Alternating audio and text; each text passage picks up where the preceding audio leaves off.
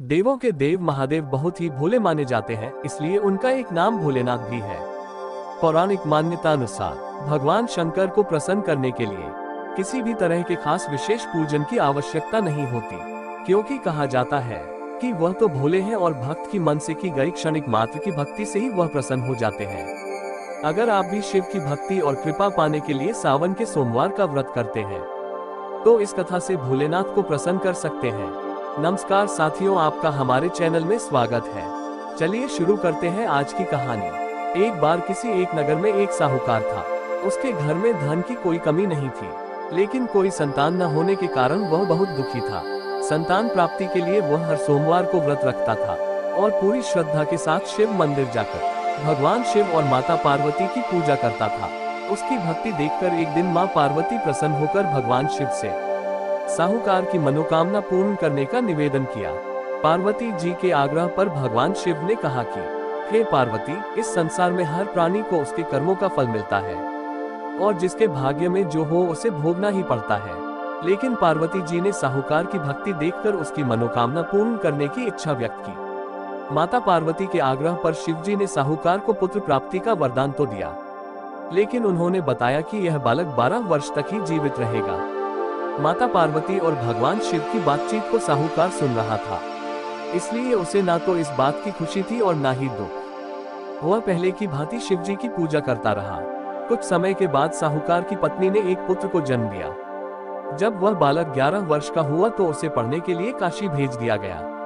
साहूकार ने पुत्र के मामा को बुलाकर उसे बहुत सारा धन देते हुए कहा कि तुम इस बालक को काशी विद्या प्राप्ति के लिए ले जाओ। तुम लोग रास्ते में यज्ञ कराते जाना और ब्राह्मणों को भोजन दक्षिणा देते हुए जाना। दोनों मामा भांजे इसी तरह यज्ञ कराते और ब्राह्मणों को दान दक्षिणा देते काशी नगरी निकल पड़े। इस दौरान रात में एक नगर पड़ा जहां नगर के राजा की कन्या का विवाह था, लेकिन जिस राजकुमार से उसका विवाह होने वाला था वह एक आंख से काना था। राजकुमार के पिता ने अपने पुत्र के काना होने की बात को छुपाने के लिए सोचा, क्यों न उसने साहूकार के पुत्र को दूल्हा बनाकर राजकुमारी से विवाह करा दूं। विवाह के बाद इसको धन देकर विदा कर दूंगा और राजकुमारी को अपने नगर ले जाऊंगा। लड़के को दूल्हे के वस्त्र पहनाकर राजकुमारी से विवाह करा दिया गया। साहूकार का पुत्र ईमानदार था, उसे यह बात सही नहीं लगी, इसलिए उसने अवसर पाकर राजकुमारी के दुपट्टे पर लिखा कि तुम्हारा विवाह तो मेरे साथ हुआ है, लेकिन जिस राजकुमार के संग तुम्हें भेजा जाएगा वह एक आंख से काना है। मैं तो काशी पढ़ने जा रहा हूँ। जब राजकुमारी ने चुन्नी पर लिखी बातें पढ़ी तो उसने अपने माता पिता को ये बात बताई। राजा ने अपनी पुत्री को विदा नहीं किया, फिर बारात वापस चली गई। दूसरी ओर साहूकार का लड़का और उसका मामा काशी पहुंचे और वहां जाकर उन्होंने यज्ञ किया। जिस दिन लड़का 12 साल का हुआ उस दिन भी यज्ञ का आयोजन था। लड़के ने अपने मामा से कहा कि मेरी तबीयत कुछ ठीक नहीं है। मामा ने कहा कि तुम अंदर जाकर आराम कर लो। शिवजी के वरदानुसार कुछ ही देर में उस बालक के प्राण निकल गए। मृत भांजे को देख उसके मामा ने विलाप करना शुरू किया। संयोगवश उसी समय शिवजी और माता पार्वती उधर से जा रहे थे। पार्वती माता ने भोलेनाथ से कहा, स्वामी, मुझे इसके रोने के स्वर सहन नहीं हो रहा। आप इस व्यक्ति के कष्ट को अवश्य दूर करें। जब शिवजी मृत बालक के समीप गए तो वह बोले कि यह उसी साहूकार का पुत्र है जिसे मैंने 12 वर्ष की आयु का वरदान दिया था।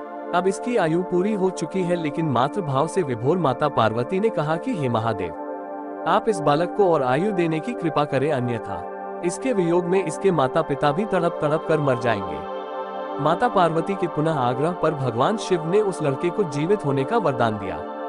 शिवजी की कृपा से वह लड़का जीवित हो गया। शिक्षा पूरी करके लड़का मामा के साथ अपने नगर की ओर वापस चल दिया।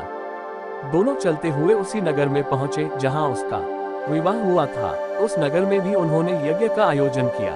उस लड़के के ससुर ने उसे पहचान लिया और महल में ले जाकर उसकी खातिरदारी की और अपनी पुत्री को विदा किया। इधर साहूकार और उसकी पत्नी भूखे प्यासे रहकर बेटे की प्रतीक्षा कर रहे थे। उन्होंने प्रण कर रखा था कि यदि उन्हें अपने बेटे की मृत्यु का समाचार मिला तो वह भी प्राण त्याग देंगे, परंतु अपने बेटे के जीवित होने का समाचार पाकर वह बेहद प्रसन्न हुए। उसी रात भगवान शिव ने साहूकार के स्वप्न में आकर कहा, हे श्रेष्ठी, मैंने तेरे सोमवार के व्रत करने और व्रत कथा सुनने से प्रसन्न होकर तेरे पुत्र को लंबी आयु प्रदान की है। इसी प्रकार जो कोई सोमवार व्रत करता है या कथा सुनता और पढ़ता है उसके सभी दुख दूर होते हैं और सभी मनोकामनाएं पूर्ण होती हैं। जय भोलेनाथ। कृपया हमारे चैनल को लाइक, सब्सक्राइब और शेयर जरूर करें। धन्यवाद।